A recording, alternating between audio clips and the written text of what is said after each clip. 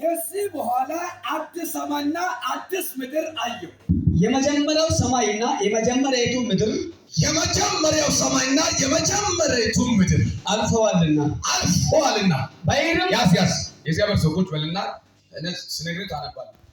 የመጀመሪያው ሰማይ የመጀመሪያው ምድር አልፈዋልና ስል ኢያሱስ የሚያወራው ምድርና የሚያወራው ሰማይ ብሉይ ኪዳን ላይ የነበረው አዳማዊ ማንነት ምክንያቱም በአንድ ሰው አማካኝነት ሞት ወደ ዓለም መጣ።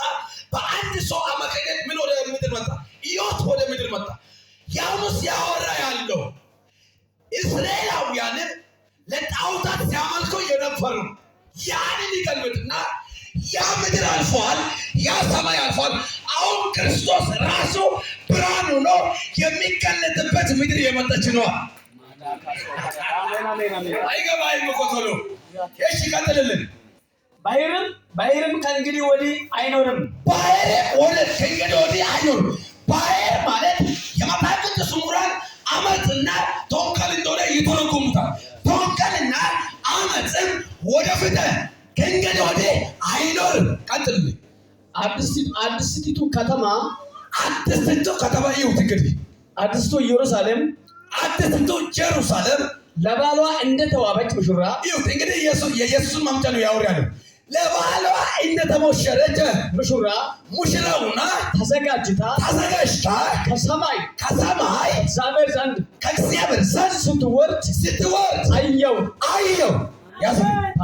አሁን ኢያሱስ እያየ ያለው አዲስቱ ሙሽራ ጌታ ኢየሱስ ክርስቶስ ከሰማይ ከእግዚአብሔር ዘንድ ወደ ምድር በማምጣት ሰዎችን ለማዳን የመጣ እንደሆነ ያየና ያወራ እንጂ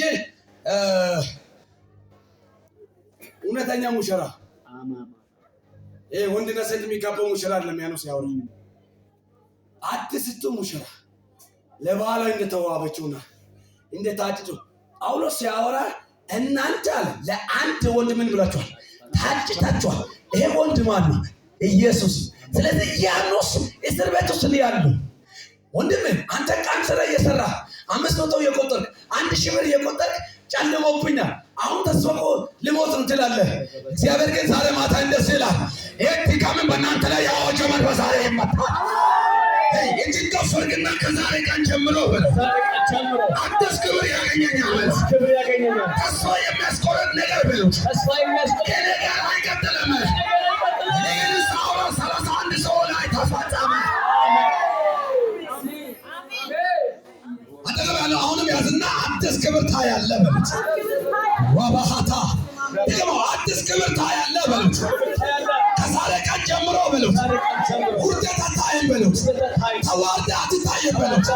ከዚህ ቀን ጀምሮ በሉት አዲስ ክብር፣ አዲስ ሞገስ፣ አዲስ ቅባት፣ አዲስ መገለጥ፣ አዲስ ኃይል በአንተ ላይ ነው፣ በአንተ ላይ በኢየሱስ ስም ሆነ።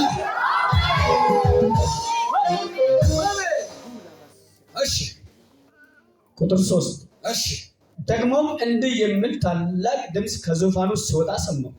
ደግሞም እንዲህ የሚል ታላቅ ድምፅ ከዙፋኑ ሲወጣ አየሁ። ባይስ ወይ ካሉት 37 አዲስ ኪዳን መጽሐፍ ውስጥ ፍቹና ስብከቱ በጣም የሚያስቸግርና የሚከብድ መጽሐፍ የቱ ነው ብትሉ ይሄ ኢያሱስ ራእይ አይደለም።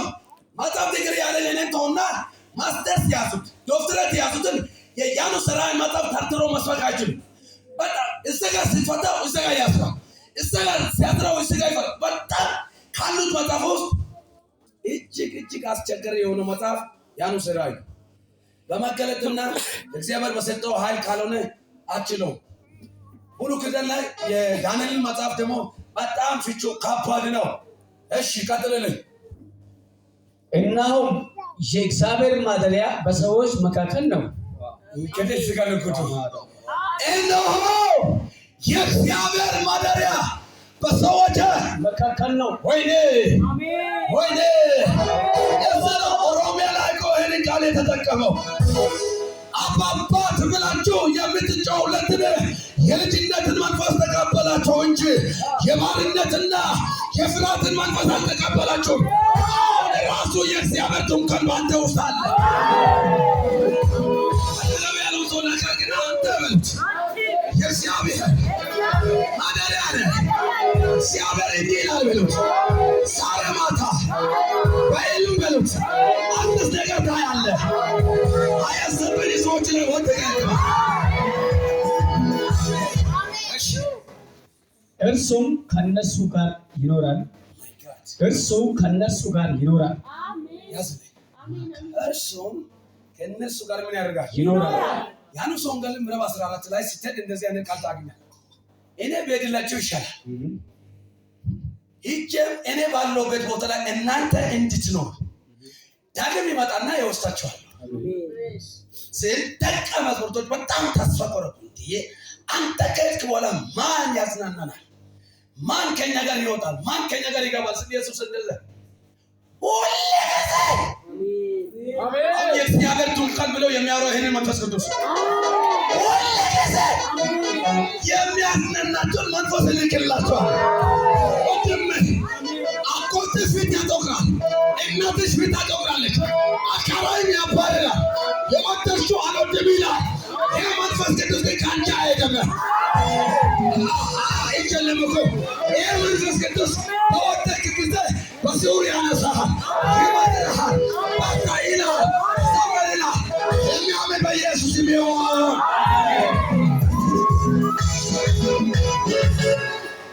ከእነሱ ጋርም ያድራል የሚለው ይህንን መንፈስ ነው የሚያወሩ ያንሱ እና እኔ በሌላችሁ ይችላል።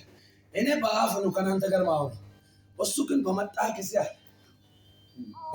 ሁሉንም ያስተምራቸዋል፣ ያጽናናቸዋል። ማለት አባት አጽናንቶ የሚያቅሰው አለ። አባቱ አጽናንቶ አይዞህ በርታ ልጄ እንደዚሁ ብሎ የሚያቅሰው አለ። ከአባቴ በላይ ምን ያደርጋል? ያጽናናል። ማን? አሁን በአንተ መሀል ያለው የእግዚአብሔር ማለት ነው።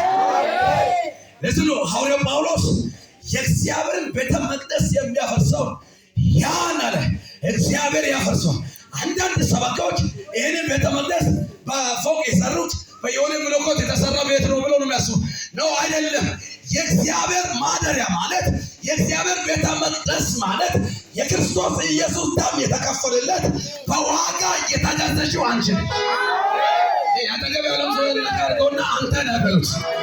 የእግዚአብሔር ማደሪያ በለው አንተ ነህ። እኔ እንደዚህ አይነት ሰዎችን አያለሁ።